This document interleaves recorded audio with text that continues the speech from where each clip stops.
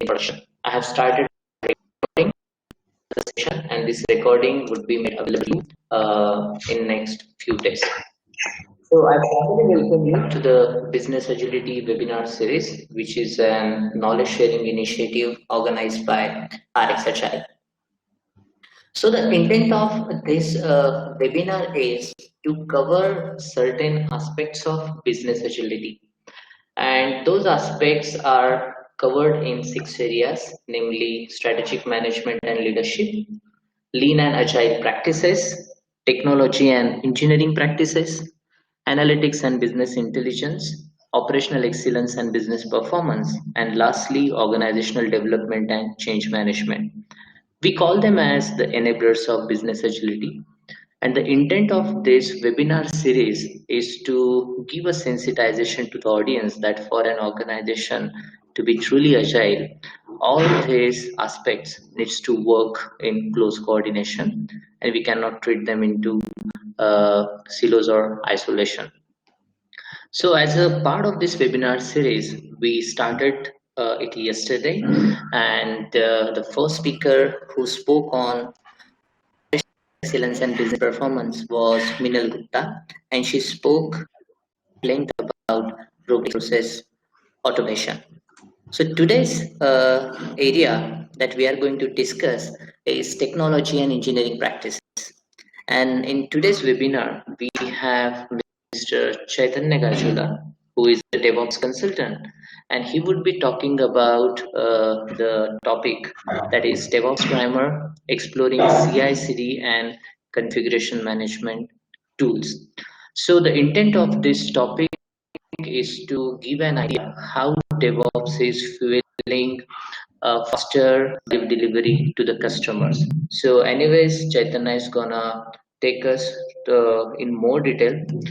So let me introduce Chaitanya briefly to you. So Chaitanya is a trainer and consultant with 20 years of IT experience on multiple cloud and DevOps technologies. He's based out at Bangalore, India.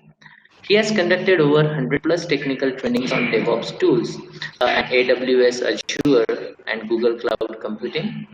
He has presented many technical sessions on DevOps, cloud visualization, Linux, DevOps security, Ansible, Dockers, and Kubernetes. He is certified in AWS, Azure, Google, Alibaba Cloud, and DASA, the DevOps Agile Association.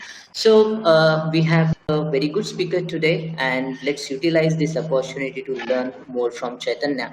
So I hand over this webinar to Chaitanya, and I again welcome all of you to the webinar. So let me make Chaitanya the presenter, and he can take over from here. Thanks for that introduction.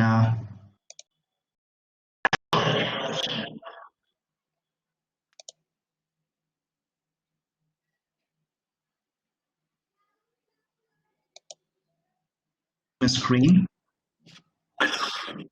Yeah, Chaitanya, you are the presenter. Kindly take over. Yes, I still. So do you just want to confirm? Do you see my screen, everyone? I'm audible. Yes, Chaitanya. You are audible, yep. And we can see your screen. Hello, everyone. Thanks for joining the session. So let me start. So today, what I'm going to learn. So we'll first learn about what is DevOps, and next we'll learn about what is introduction, continuous integration, and continuous delivery, in which we'll learn about what is Jenkins and in brief about how Jenkins works on CI/CD. We'll do a demo in which we'll do a small build job. I'll also show you how a pipeline of Jenkins would look. Further, we'll learn about what is configuration management, why do you want to use configuration management. We'll also briefly look about how it works with Chef and Ansible. And we'll end up by doing a demo with working with Chef using AWS Works. This would be the agenda for today. So I request all your questions to be asked in the FAQ session so that we would have a flow and you could ask all the questions at the end of the session. So first one, let's understand. So Chaitanya, this is Ravi. Sorry to interrupt. Maybe some comments are coming through that you are not audible. it would be better if you could mute and unmute yourself once again and then try speaking. Okay. It might improve the sound quality. Try. Okay. What about now? Okay, Amar says Yeah, it's clear.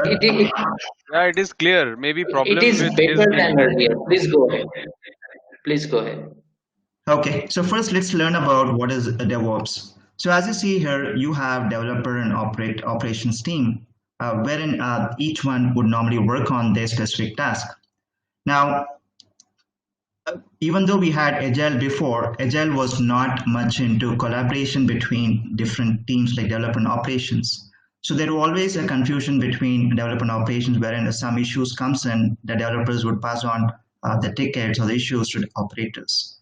So this is where DevOps we came in, wherein the culture between developer and operations, normally you call it as, apart from this, all other teams like QA, testing, all these teams, how they can work together so that the application is released to production as soon as possible. That is one of the main reasons why DevOps came in.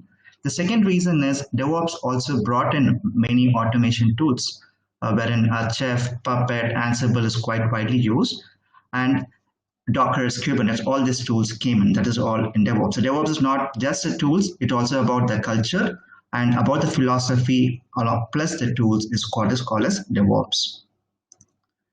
So you would hear lots of words in DevOps called as continuous. So the main continuous which we're talking about for DevOps start from development, wherein a developer would create a code, and I'll talk about this development. Then you have testing. You also have integration, deployment, and monitoring. So this is the detailed one I'll explain to you. So in this, what we're talking about how DevOps works is, in any company, the first requirement would be brought in by the pre-sales team or the sales team to applications team. So the application team, what they do is under continuous development, they start preparing the code. We use the word continuous, it's because they would do all the tests as much as possible. And once they done with it, for sharing the code with others, you can start using tools like Git and GitHub. So this all is part of your continuous development. So what is Git? In very brief, so Git is your version control system, which you can have it on your system and work offline. And once you're done to share with others, you commit to a GitHub, which is central repository. Now, once this is done, the next stage would be your continuous integration, wherein we use Jenkins and Bamboo. There are lots of tools could be used. The purpose of this is, let's consider that lots of developers commit code every 30 minutes or 1 hour. So it needs to be manually built and tested. This is where Jenkins could automatically pick up the changes, do a build and test. And if there is any errors, it is again going to revert back to development team. And again, they test it. This is where the term continuous development comes in. Similarly, continuous integration. Continuous means this keeps on happening till it's going to work fine. So in your Jenkins, you could also do a build and test together along with third-party plugins. You can do it. And once this build and test is done, the next one is deployment. So what is deployment in here? We're talking about you having the specific format, it is tested. Now we need to start putting in the application either on a VM or a container or a physical server, anything based on requirements. So this is where you start using tools like Docker's, Kubernetes, your VMs, Chef, Puppet, Ansible, which is all is for your configuration management, different deployment tools. And once the deployment is done, it needs to be ensured that it is getting monitored. Why it is getting monitored? To ensure that company is meeting the SLA, right? SLA is very much important for the customer. So in DevOps, this is what you see. These are the important things. And for each one, you might be heard about lots of tools are there, but these are normally important tools using which they write in the code and do a unit test, those things, Visual Studio and Git. And Git is also very important because a distributed version control system. and Jenkins, still we have lots of tools. So now in this, we are going to learn more about Jenkins, how it works. But this is where you want to understand where Jenkins is coming in the picture in DevOps. Now, what is Jenkins? So Jenkins is all about continuous integration and continuous delivery. So what do you mean by continuous integration? As we saw in the previous diagram, as developer update or commit the code, it has to build and test it. That is what we're talking about integration, wherein it's a practice wherein developers are required to commit.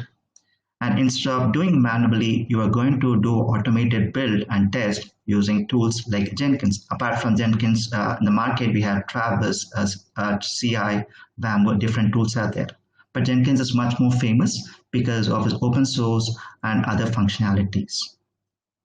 So using this automated CI tool, it's going to help developers to save on debugging, and it can also help in the same time, instead of concentrating on debugging, they can go and add in more features. So Jenkins website is this. Let me access this. This is your website of Jenkins, in which you could find in the complete details. In brief, it is an open source tool which is built on using Java. And you could see that they have lots of plugins, easy installation, extensible, and the main thing is distributed. So what do you mean distributed? Distributed means they are going to use clusters. For example, you would have a master and a slave nodes using which it works. And for download software Jenkins, you could go into download in here, and you have different versions of Jenkins like LTS, which is more stable version, and a weekly release. And based on requirement, you can choose any of these and download on your specific environment. So this is how you could make use of. Also, documentation is quite good, in which you can learn and start doing the work. So Jenkins, let's start learning more about how it works specific to your delivery now. So what is delivery? So delivery is all about, let's consider that you want automated work to be done to release, starting from, so let me go back to the same screen here. Starting from this, all must be done automatically. This is called as continuous delivery. So continuous delivery is all about how quickly you can release the software or application to production through automation methods, and no issues must be repeated once it goes to production. That is what is all about continuous delivery. For this, you normally create a pipeline using which you can achieve. Yes. So I'll do a demo after once I talk about benefits. So benefits of CI/CD tool like Jenkins includes smaller code changes. As I talked about, as soon as you commit, it is going to do a build and test. So instead of waiting for the complete code to be built and then tested, smaller changes, so easy to troubleshoot. Second one is any issues you can easily resolve. And faster releases because of you're using your pipeline delivery. Effective test, customers are happy because the changes are being done very quickly. Cost is going to get reduced. It's because you might be thinking of cost because open source is the first one. Second one is, since you're using more of automation, people or developers, they can concentrate on other work, which improves the productivity of the coding. For example, they can concentrate on other work apart from this. And increase teams transparency, accountability, because when you work in the pipeline, you also need to interact with lots of teams to understand requirements. It also helps to improve the accountability and transparency. And not much of maintenance is required for Jenkins. It is more of open source, easy to do it. And you also have options to use the cloud also. Even in a cloud, you can do that, which still helps you to easily manage your CI/CD. So lots of tools in the market. So Jenkins is the one we are talking about. Then you have Travis CI.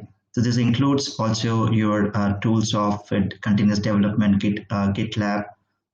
These are main things. So Jenkins, TeamCity, Travis CI, these are quite widely used. Jenkins, before it was called as Hudson, now it is called as Jenkins. So now let me show you. I have how to work with Jenkins. What I've done is, for this demo to be done, I already have installed Jenkins software inside my EC2 instance. And I have launched it. Also, just want to show you how your console looks. So once you launch your Jenkins and install it, it requires a port 88. It works on TCP port. So this is how your dashboard would look. And let's first learn about what are the various things you can manage with Jenkins. So I click on Manage Jenkins. So default password. So in the first time, normally you get an option to sign in with the admin and this. So you would get in all these options for managing Jenkins. The main thing first we want to look into is what is about the Jenkins version. If you want more details about Jenkins, this is where you can go and see the details about Jenkins. What are the details what you have in Jenkins? And I go back to in here, and this is the one which is required. Then you have different, they talked about distributed architecture. You can create master, the default one is master. And after that, you can add in new nodes or the slave nodes. So this is what the master created. This is where you can go and create new nodes. And it requires, for example, if I give something, I need to install some agents like a jar file on it. So then it becomes ready to be used. You need to configure this. So this is where you start adding more nodes based on your workloads. So master in general is used only for managing, and the slave nodes are the wherein the jobs is going to work or the build is going to be done. So this is about your master and slave. And global parameters could be defined under global tool configuration. So you can define, for example, if you want to integrate the Maven, those settings you can define your JDK details, Gradle, all these build tools.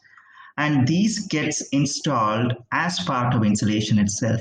While installing Jenkins, you have an option to choose default tools. So these gets installed, and you have customization also could be done while installing itself as to what tools you want to install.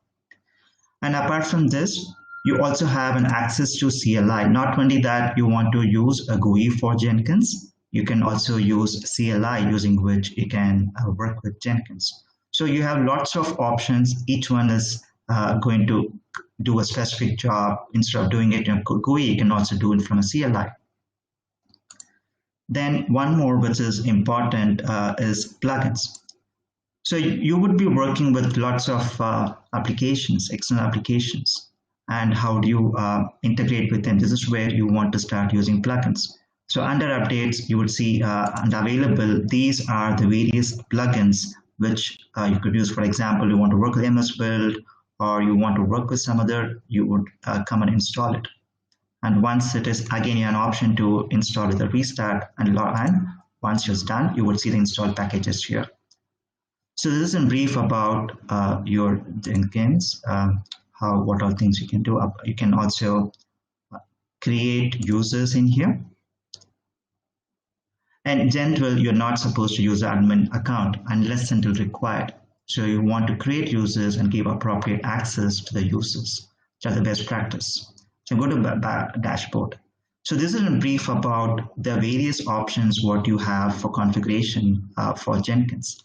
Now what I'm going to do is I'm going to do a simple job wherein I talked about I'm going to use my GitHub now.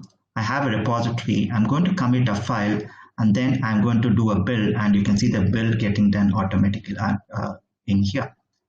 So what I've done for this is, first, for achieving that, you need to create a new item.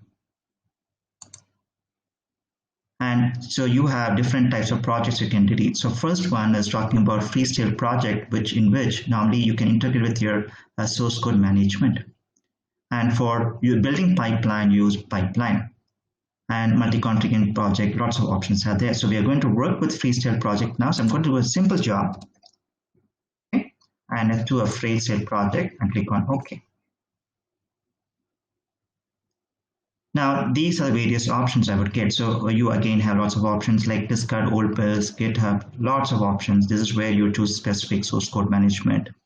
And for built-in triggers, you have either you can use Git SCM polling or build periodically, or you can also like a cron job. Lots of options you have.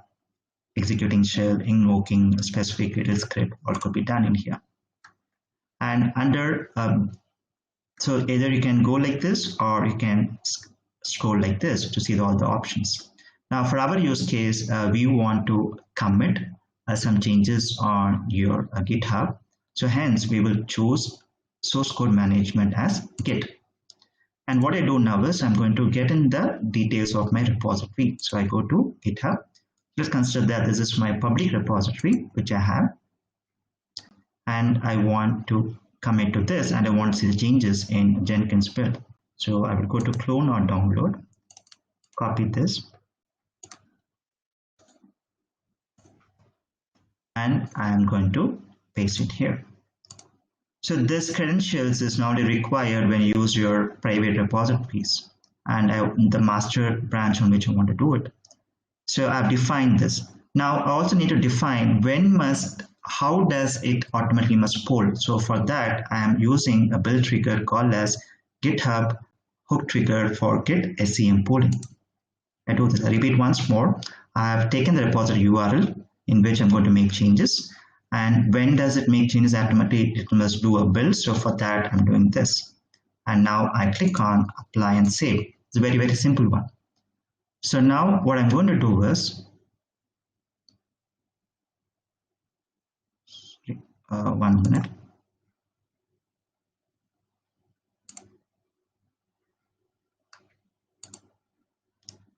So what I'm going to do is I would configure, so this is the job, correct? So I would copy this job and I would go to my specific GitHub settings. It is not under your main GitHub setting. I'm talking specific repository which you want. And I would create a webhook in here. So what is webhook? Webhook is for notification. Yes, so let me delete this for demos before you came in. So this is how it looked the first time. So webhooks allows external services to be notified when certain events happen. So let me create a webhook here. So click on add webhook. Now I need to call in the job details. So there's a job already is there. Yes, the same this one talk about. Then you append with the word GitHub-webhook. Then content type I choose as application JSON. And when you want, as soon as something gets committed, I want to push this event and want to see the changes. So I click on add webhook. So I'm done from this side. So I'm updated the details from Jenkins side, as well as I call out the same details of Jenkins in my GitHub. So now what I do is I go into my page in here, and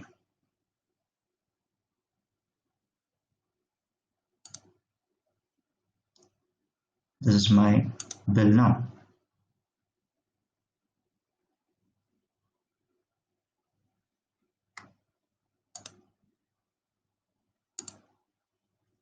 So you see that it is going to, sorry. So now what I do is I need to go into the code, and I would create a file. Let's consider that some file I put in some changes. Either you can go from Git, I'm just showing from you directly here, and then I commit the new file. Now once I'm done with this, I will go back and then do just a build now. And you see that it's getting built. A minute. So now when I see these details, this is what it is built. This very, very simple build in which you see this, the file, what I committed, that file has been created. And I can go and see the output details, all this I can see. So this is how a simple build will be done. This is how the first one. Now back to Jenkins screen. Now for this, I will also have configured a pipeline. I just want to show you how your pipeline looks.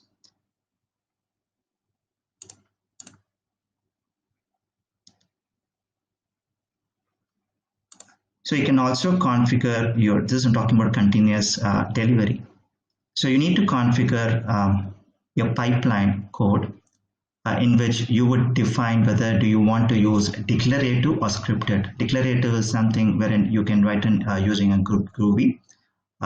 Both are very similar. You just need to, instead of using a pipeline inside that, you write a declarative.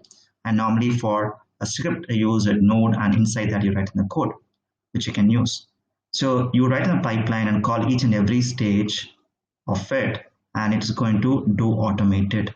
This is how it looks. We're not going much for this. I want to show to you, but it will first create a code, then integration, testing, build, and all this will be done. And you can see that update once it is done on your specific environment, either in GitHub or in your servers. So these are the two things which is very much required with for which Jenkins is quite famous. So now how to, for example, you want to see details, what I've done is, this is what I've done, configure.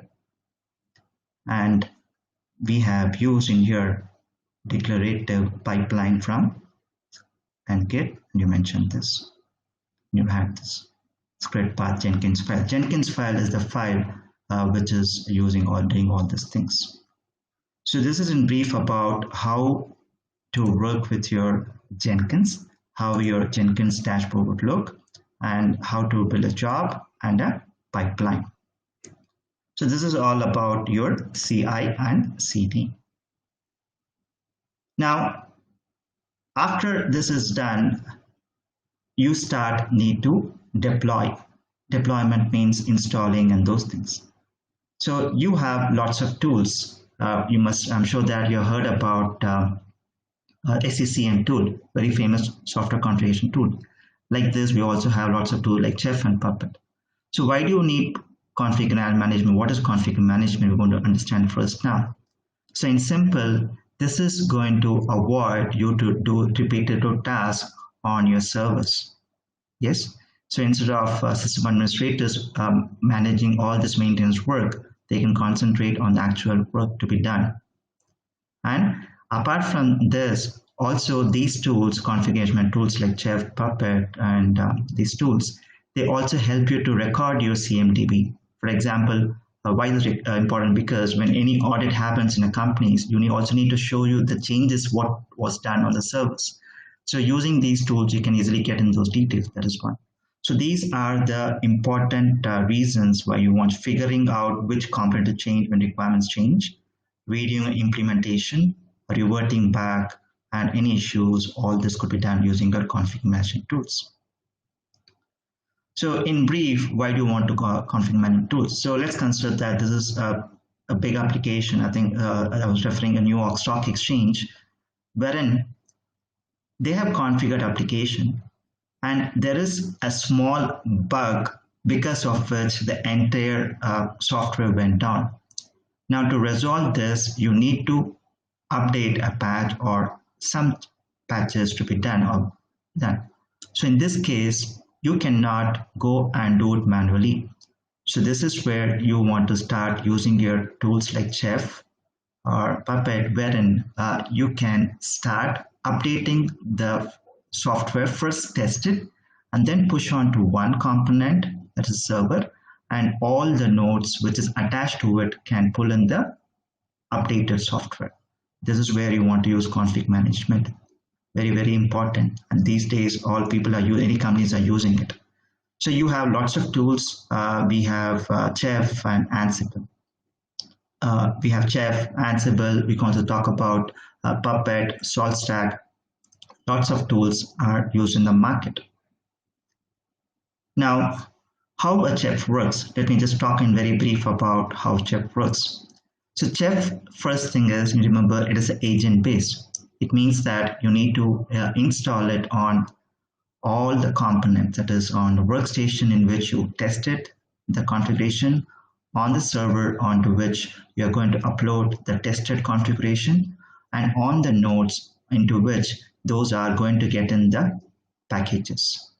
So the process, first one is you need to, you can have a standalone machine like workstation. This could be standalone.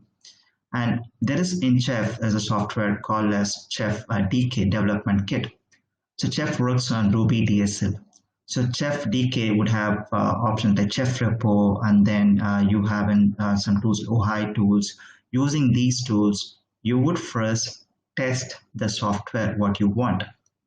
Once it is done, you would push those things. For interaction between your client and server, you can use night tools. And once you push the server, and next, so on server, it means that you need to again install a component called a chef server. So component of chef server to install it. And once your chef server is done, what you do is you want to add this again like a cluster. So you would install on the nodes a component of chef client software. So these, once you install it, and this is in a cluster, these nodes, they are using agents called as chef client. They are going to regularly poll the server and going to get the latest patches updates. This is how you could ensure that the nodes can be in healthy state, and you can easily also do a patch or upgrades, pushing software, whatever you want. This is how your chef works. So Chef is a pull-based architecture wherein the server is not very loaded. That's what you want to remember.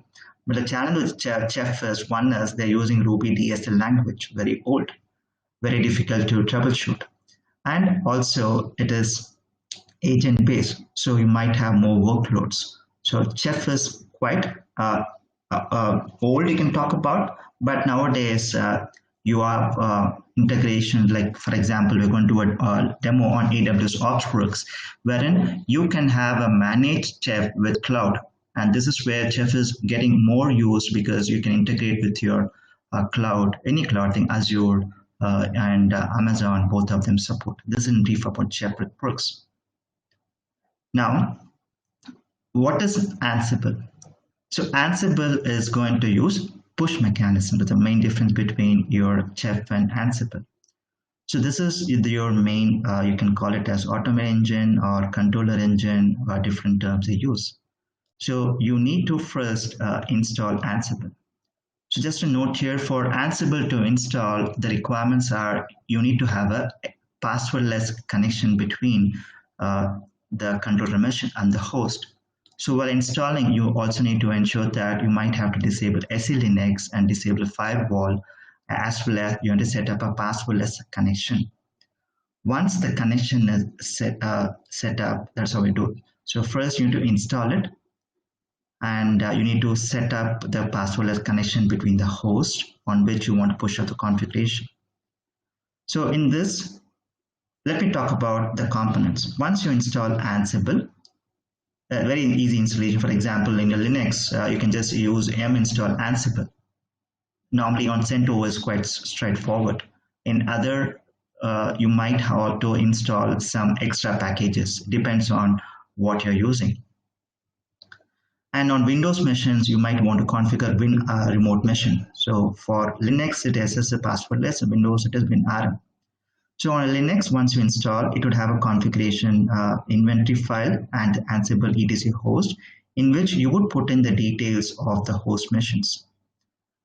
And you would write in a playbook. In playbook, you would tell what to be done, all those to be done. That is your playbook.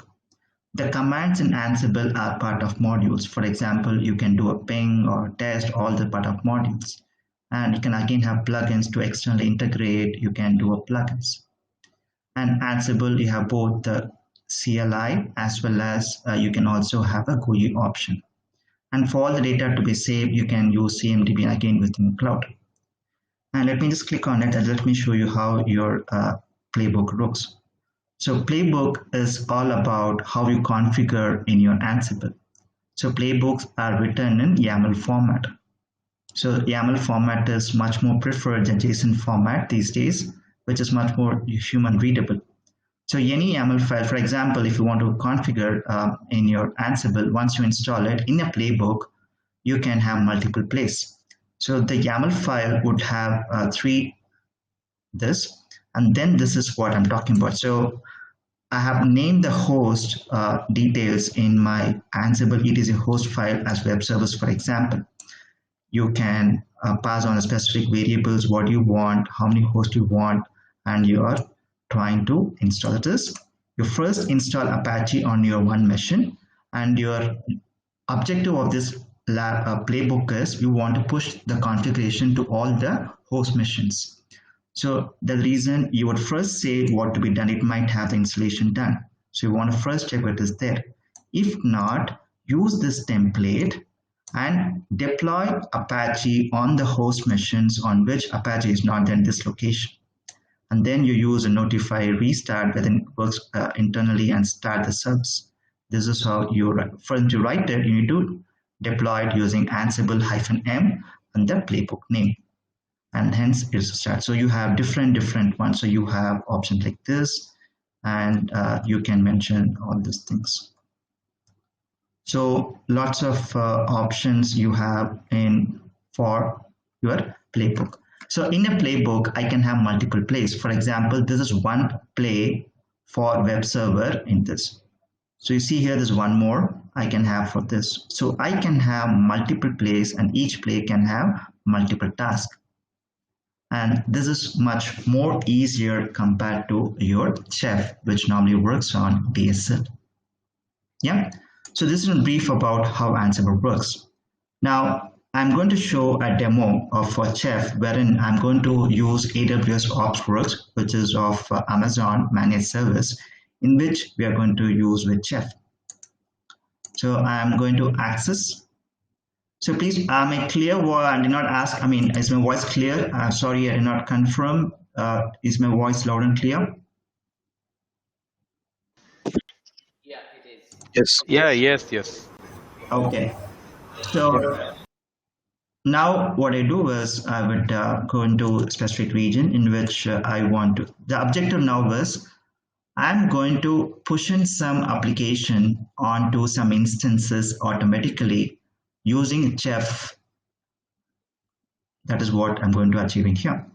So I would access service called as OpsWorks, which is a managed service with Chef and Puppet.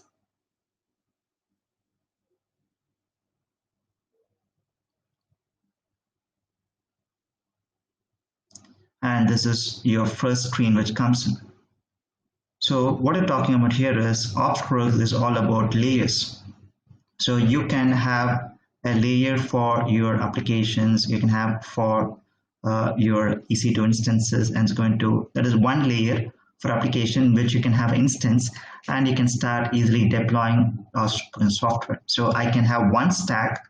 In one stack, I can have multiple layers, and each layer having a specific application. So in this OpsWorks, you have, there's I'm talking OpsWorks stack. Apart from this, you also have something called as Chef Automate Server. So Chef Automate Server, I'll just talk in brief, and then go to OpsWorks stack. In Chef Automate Server, you create your server of Chef and you manage it. So for example, you would say that I want to create a Chef server in specific region, and you manage how many nodes you want, and you configure it so that they can cluster. Then you also can do the same with Puppet, in which you would create a Puppet server, and you can do the same. It's both very similar. The difference between Puppet and Chef is Puppet, you need to also create a traffic using a certificate. That is, your Chef, your master and the client, they need to communicate using a TCP SSL handshake. That is very much required. Now, we do not want to do that because in cloud, you have lots of managed services. So instead of that, we are going to use OpsWorks stack, in which I'm going to create a stack. And you already have, it means that the server is managed by Amazon. And your work is just, we need to go and define what application you want to deploy. And you choose your nodes onto which it automatically gets deployed. And apart from deploy, you can do lots of operations quite easily from your OpsWorks stack. So now what I'm going to do is I'm going to create a Chef stack with a Node.js app, and I want all of the machines to be on Linux Node machines. For example, I'm going to create a default Node machine with a Linux. I'm going to create on create stack. So it's creating a stack now, and Chef book, I'll show you. Chef book is all about your configurations. So it would have in the recipes, apart from that, the templates, your files, all related to a chef is part of your cookbook. And now what is done is created a stack. It has configured the chef cookbook, it's created a layer for app server, and it also added a recipe, which is the configuration and instance. All is done automatically.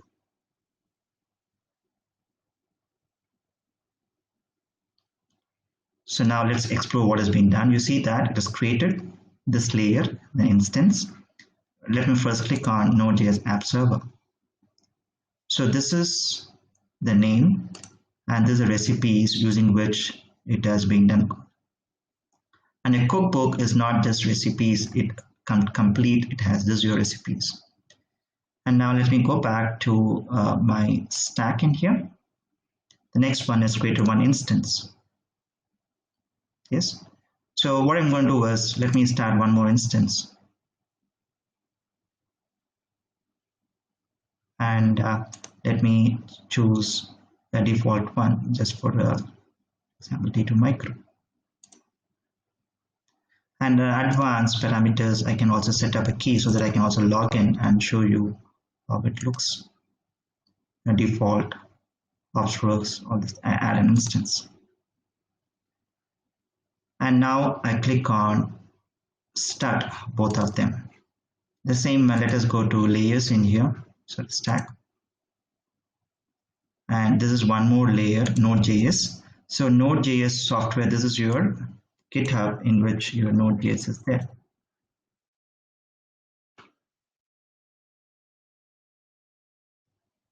Getting the code from there. So all this being is done for you.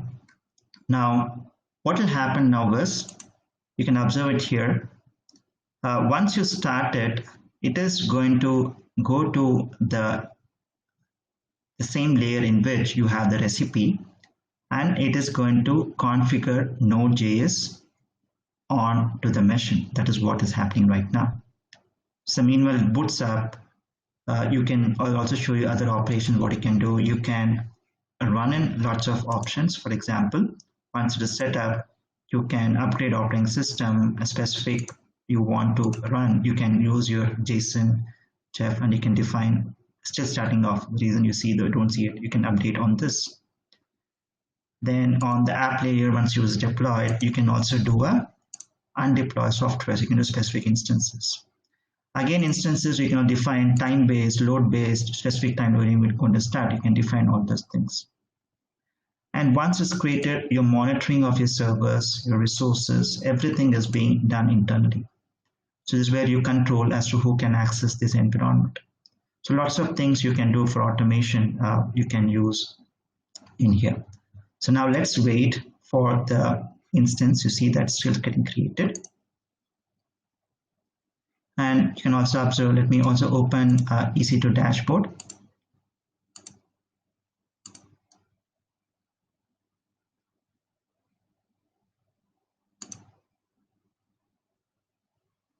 And you see that both are coming up.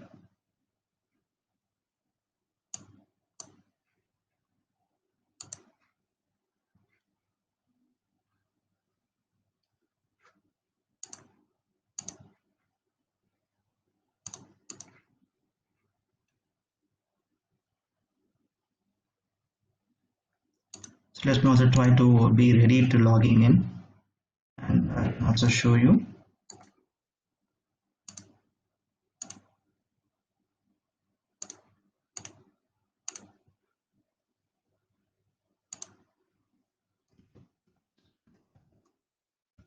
If we logged in and then see what is happening.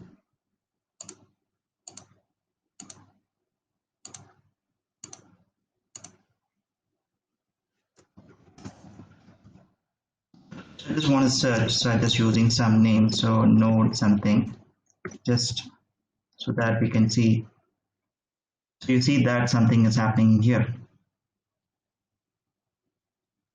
Something is happening. You see this. The files are getting updated internally on your machine. The rubies of your chef is going to deploy. So it is almost is done. You see that it's almost done. You can go into in here. I think it's done. It just takes some time to refresh. What I can do is just put in this public IP in the browser. Mostly is done. Let's see. And it's just taking some time. Let's wait. So it will show you the server is done in a minute.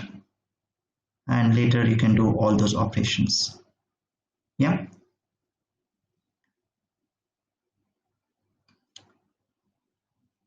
All right. So it'll take some time. So in the meanwhile, we could have the questions. I think it's almost done. Let's see the page in here, and you can see the output of Node.js here.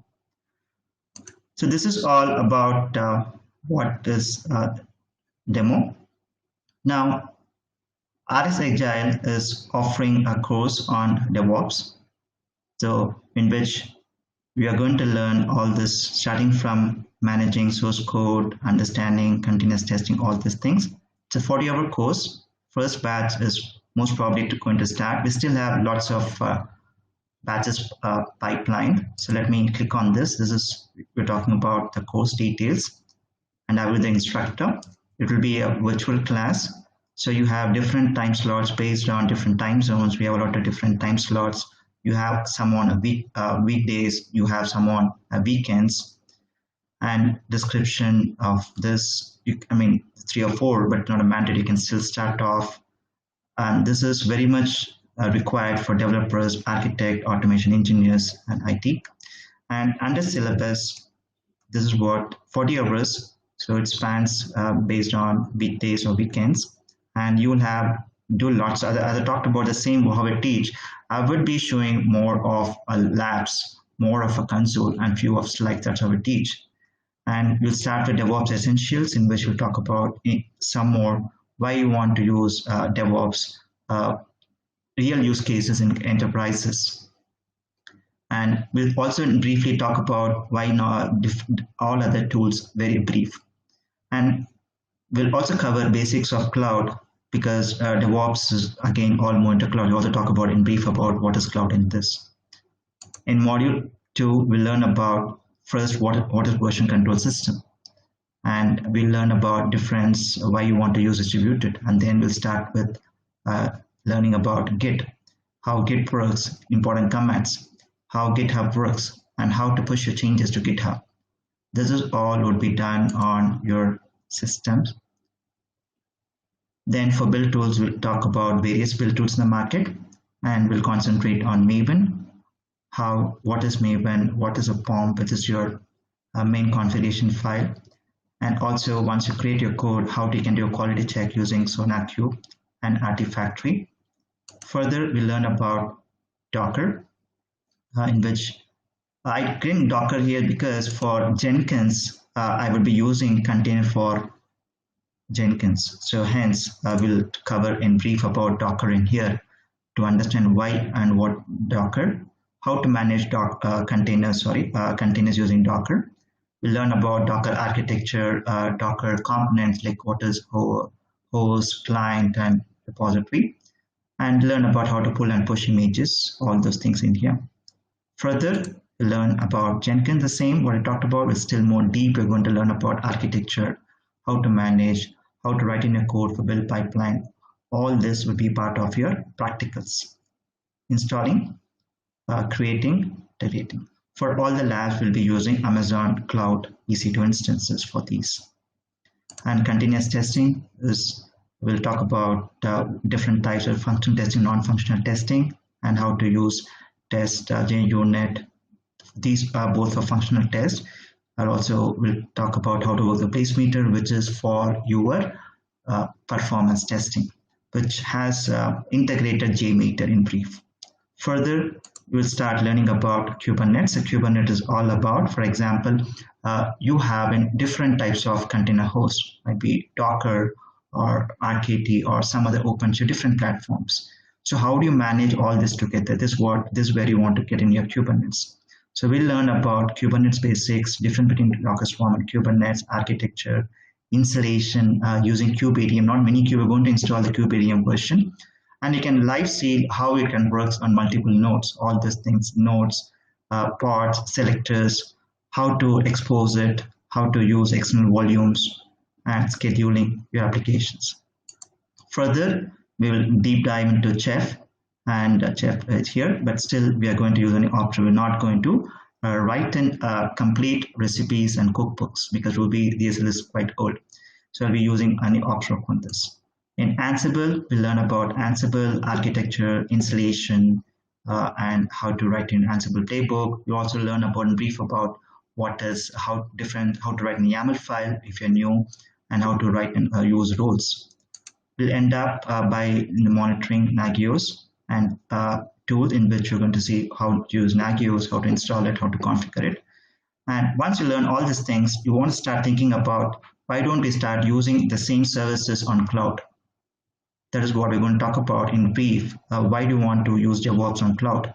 And what AWS brings on the table for DevOps services. This will be the curriculum.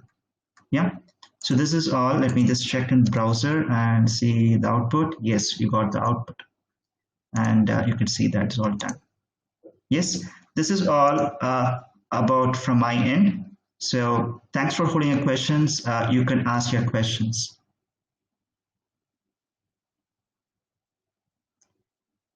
So Ravi, you want to allow it or chat or voice? Over to the participants. They can either post their questions on the chat, or if they want to discuss with you, they have full control on their mic, and they can just unmute themselves and come on air.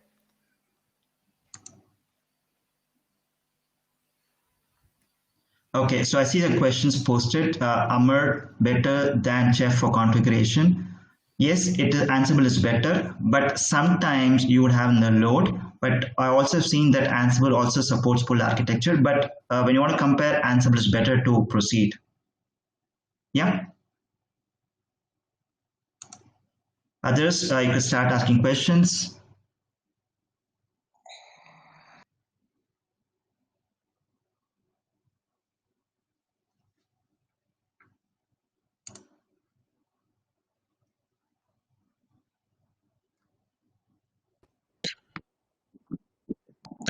Okay, just one question. Any prerequisite for this training? Any prior knowledge required?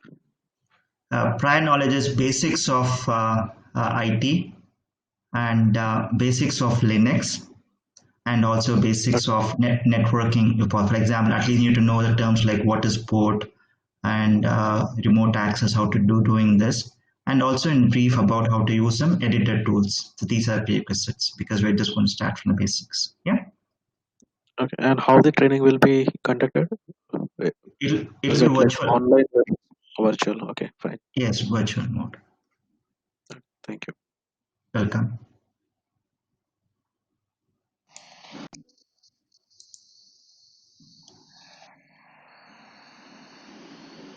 Yes, team.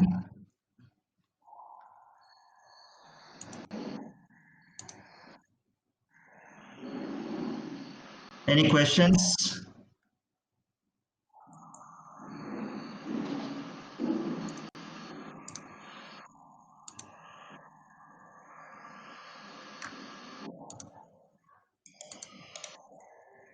Okay, question Duration by is 40 hours. Just one question. Duration is 40 hours, right? duration 40 hours. Okay. So question by Jaira says, will this training be classroom? Yeah. Okay. This would be online anytime. Jairaj, whether lockdown is good or not, it will be online. I think at least for next 6 months. Ravi, any options we have? I don't think so, but as I said, we can figure it out. Okay, thank you.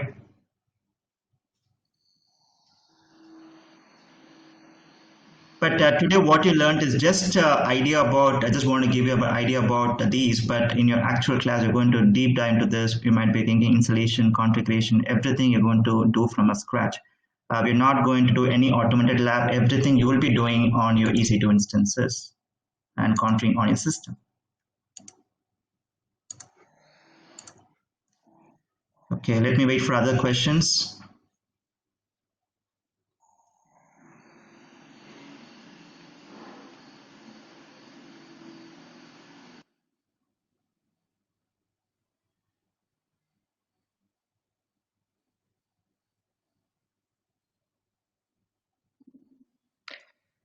I think there are no further questions coming in, Chaitanya, at this moment. Okay. I hope. Okay. Yes, Ravi. Please go ahead. I was just trying to say that if this was a really good presentation that we heard from you, and if there are no further points pending right now, we can move to the conclusion of the webinar. I was just trying to suggest that to you. Okay. So team, thanks a lot. I think someone's trying to ask something.